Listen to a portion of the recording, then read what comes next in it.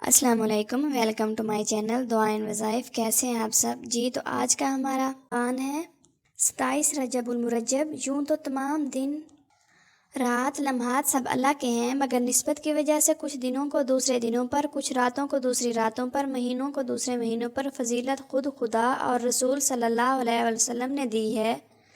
ماہ رجب المرجب شریف کی بڑی اہمیت و فضیلت ہے۔ یہ اسلامی سال کا 7واں ماہ مقدس ہے۔ اس کے لغوی معنی تعظیم یا سب سے زیادہ بہو بھی کہا جا سکتا ہے۔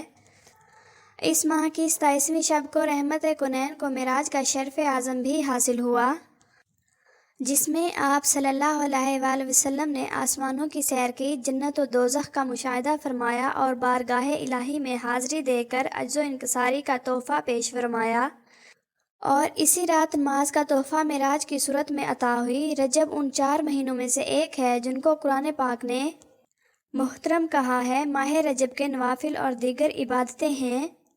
اہل عرب اس کو اللہ تعالیٰ کا مہینہ کہتے ہیں۔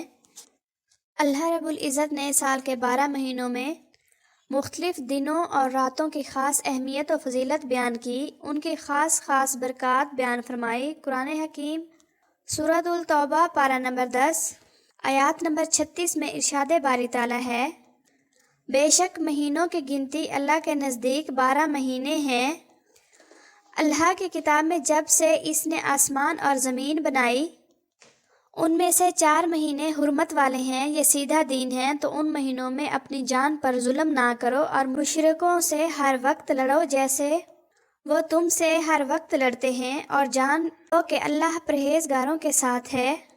معراج پیغمبر اسلام کی زندگی کے ان واقعات میں سے ہے جنہیں دنیا میں سب سے زیادہ شہرت حاصل ہوئی۔ عام روایت کے مطابق یہ واقعہ ہجرت سے تقریباً سال پہلے 27 رجب کی رات پیش آیا۔ اس کا ذکر قرآن پاک میں بھی ہے اور حدیث مبارکہ میں بھی۔ قرآن یہ بتاتا ہے کہ معراج کسی غرض کے لیے ہوئی تھی اور خداوند تعالیٰ نے اپنے رسول صلی اللہ علیہ وسلم کو بلا کر ہدایت دی تھی۔ حدیث مبارکہ یہ بتاتی ہے کہ معراج کس طرح ہوئی اور اس سفر میں کیا واقعات پیش آئے۔ حدیث بخاری شریف میں حضور صلی اللہ علیہ وسلم نے فرمایا، منازل طے ہونے کے بعد خداوند تعالیٰ مجھ سے قریب ہوئے اور قرب میں اضافہ زیادہ ہوا، حتیٰ کہ میرے درمیان اور جلوہ ربوبیت کے درمیان 2 ہاتھوں کا فاصلہ رہ گیا۔ اس ذکر کیفیت کا ذکر باری تعالیٰ نے قرآن مجید میں یوں فرمایا، ترجمہ، پس آپ صلی اللہ علیہ وسلم اللہ تعالیٰ کے قریب ہوئے اور اللہ تعالیٰ بھی قریب ہوئے، اور فاصلہ اتنا رہ گیا جتنا کمان کا تیر سے ہوتا ہے، بلکہ اس سے بھی قریب۔ اس قرب کے مقام پر پہنچ کر حضور اکرم صلی اللہ علیہ وسلم بھی مطمئن رہے اور لبوں پر تبسم تھا۔